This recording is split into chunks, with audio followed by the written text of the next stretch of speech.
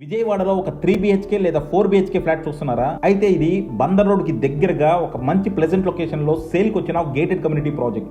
పక్కా వాస్తు, full amenities తో చాలా luxuries గా నిర్మించారు. సో మీరు గనక ఒక అఫోర్డబుల్ ప్రైసింగ్ లో 3 బిహెచ్కే 4 బిహెచ్కే ఫ్లాట్ సొంతం చేసుకుందాం అనుకుంటే ఇంకా ఆలస్యం చేయకుండా కింద డిస్క్రిప్షన్ ఉన్న కాంటాక్ట్ నెంబర్ కి వాట్సాప్ కాల్ చేయండి. సీఎం చంద్రబాబు నాయుడు గారి మీద అప్పట్లో జగన్ ప్రభుత్వం 6 పెద్ద కేసులు పెట్టింది. అందులో అవినీతికి పాల్పడ్డారని చెప్పి పెట్టిన కేసులు 5.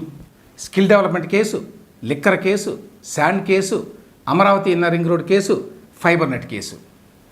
ఇవి కాకుండా మరొకటి అంగళ్ళులో హత్యాయత్నం చేశారని చెప్పి పెట్టినటువంటి కేసు. ఫైబర్ నెట్ కేసు మినహా మిగతా వాటన్నిటిలో కూడా చంద్రబాబు నాయుడు గారికి అప్పట్లో ముందస్తు బెయిల్ వచ్చింది.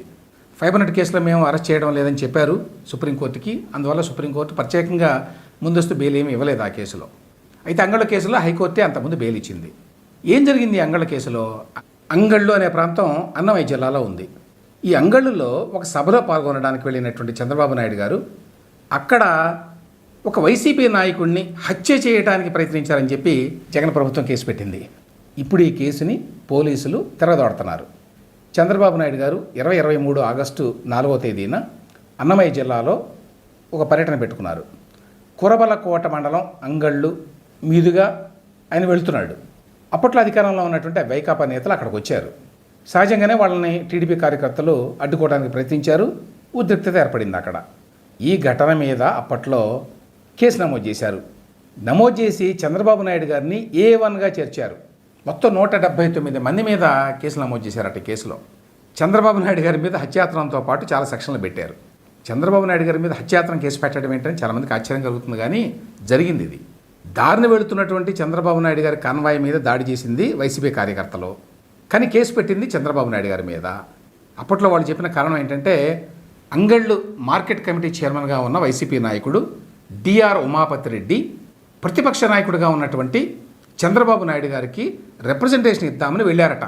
కానీ చంద్రబాబు నాయుడు గారు తన మనుషుల్ని రెచ్చగొట్టి అతన్ని హత్య చేయమని పురమాయించారట. దీని మీద మరి అన్నమయ్య జిల్లాలో నేను చెప్పినట్టు ముదివేడు పోలీస్ స్టేషన్లో చంద్రబాబు గారి మీద అటెంప్ట్ టు మర్డర్ కేసు పెట్టారు. తర్వాత హైకోర్టులో చంద్రబాబు నాయుడు గారికి ఈ కేసులో బెయిల్ వచ్చింది అనుకోండి. ఇప్పుడు ఆ ఉమాపతి రెడ్డిని విచారించి అసలు విషయాన్ని తెలుసుకోవడానికి పోలీసులు విచారణ మొదలుపెట్టారట.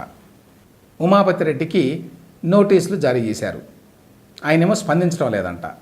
అంటే పరోక్షంగానేమో అబ్బాయి వాళ్ళు పెట్టమంటే పెట్టాను, నేను కావాలంటే రాసిస్తాను అని చెప్పి చెప్తున్నాడట. అది వేరే విషయం అనుకోండి. ఏమైనప్పటికీ ఆయనది తప్పుడు ఫిర్యాదు అని చెప్పి ఇప్పుడు పోలీసులు తేల్చారంట. కాబట్టి ఏమైనా అభ్యంతరాలు ఉంటే వారం రోజుల్లో మదనపల్లె కోర్టుకి మీ అభ్యంతరాలను సమర్పించాలని చెప్పి ఈ ఉమాపతి రెడ్డి గారికి అందజేసినటువంటి నోటీసులో తాజాగా పోలీసులు పేర్కొన్నారు అనేది సమాచారం. చంద్రబాబు నాయుడు గారి మీద అంగళంలో పెట్టిన case attempt to murder case, దొంగ కేసు అని చెప్పి ఉమాపతి రెడ్డికే కాదు అప్పుడు కేసు పెట్టినటువంటి పోలీసులకు కూడా తెలుసు. అయినా జగనో సజ్జలో చెప్పారని చెప్పి ఒక మాజీ సీఎం మీద, ఒక సీనియర్ రాజకీయ నాయకుడి మీద నేరుగా అటెంప్ట్ టు మర్డర్ కేసే పెట్టారు. ఇప్పుడు ప్రభుత్వం మారింది కాబట్టి పోలీసులు పత్తిత్తులాగా వ్యవహరిస్తున్నారు. ఈ పాపంలో వైసీపీకి ఉమాపతి రెడ్డికి ఎంత భాగం ఉందో అప్పటి పోలీసులు, అప్పటి ఎస్పీ రిషాంత్ రెడ్డిలకు కూడా అంతే బాధ్యత ఉంది. అప్పట్లో అన్నమయ్య జిల్లా ఎస్పీగా ఉన్న రిషాంత్ రెడ్డి అయితే ఎంత రెచ్చిపోయారో చాలామందికి గుర్తుండే ఉంటుంది.